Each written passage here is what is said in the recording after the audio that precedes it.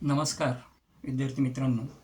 मागच्या तासाला आपण स्पर्मॅटोजेनेसिस हा टॉपिक स्टडी केला होता. नाव today we have going to discuss about the structure of sperm. अतिशय इम्पॉर्टंट टॉपिक आहे. 2 मार्काला बऱ्याच वेळेला write a note on sperm विचारला जातो क्वेश्चन बोर्डाला, किंवा sketch and label structure of sperm. बुकमधनं तुम्हाला स्ट्रक्चर व्यवस्थितच करावं लागेल. स्ट्रक्चर जर तुम्हाला काढता येत असेल, डायग्राम काढता येत असेल, फिगर काढता येत असेल, तर तुम्हाला याचं एक्सप्लेनेशन एकदम सिम्पल आहे, एकदम व्यवस्थितपणे लिहिता येणार आहे. Basically sperm is male gamete, जे आपण स्पर्मॅटोजेनेसिस मागच्या तासाला स्टडी केलं होतं.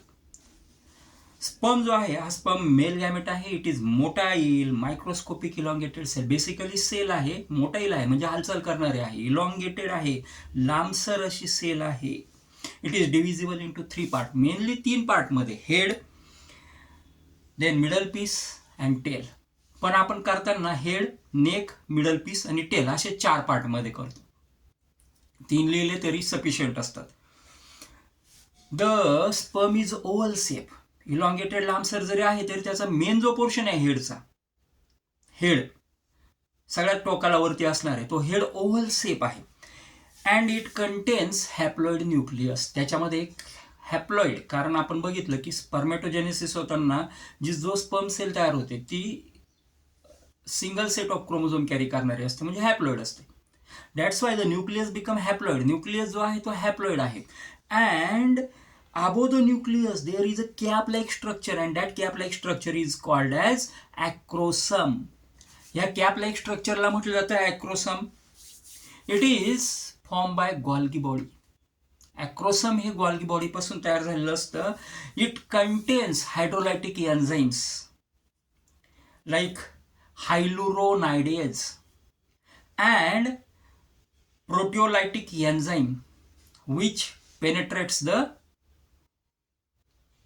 ओव्ह्यूम ड्युरिंग द फर्टिलायझेशन. फर्टिलायझेशनच्या वेळेला ओवाला पेनेट्रेट करण्यासाठी त्याच्यामध्ये हायलोरोनायडेज एन्झाईम असतं, की जे हायड्रोलायटिक नेचरचं आहे, म्हणजे पेनेट्रेशन घडवून आणतं. अशा पद्धतीने head become oval shape, having haploid nucleus, cap like structure, acrosome, contains enzyme, hyaluronidase enzyme. Second, त्याच्या खाली, हेडच्या खाली आपल्याला माहिती जसं नेक असते तसं इथे एक छोटासा पोर्शन आहे neck. It is very short region having 2 centrioles such that proximal centriole and distal centriole. छोटंसं, एकदम छोटं स्ट्रक्चर असतं की ज्याच्यामध्ये 2 सेंट्रिओल आहे, प्रॉक्झिमल सेंट्रिओल आणि डिस्टल सेंट्रिओल, वरच्या भागातला सेंट्रिओल, खालच्या भागातला centriole. Then second part neck. It is short neck नंतर middle piece, head neck. Neck नंतर सेकंड जो लार्ज पार्ट आहे दॅट इज मिडल पीस. हा मिडल पीस सुद्धा अतिशय महत्वाचा आहे, कारण स्पर्म सेल हा मोटाईल असल्यामुळे मिडल पीसला महत्व आहे.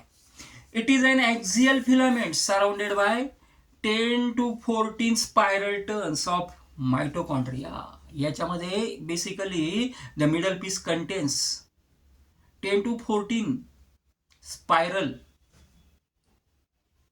Structures, spiral turns which is having mitochondria, and mitochondria provides energy for the motility of the sperm.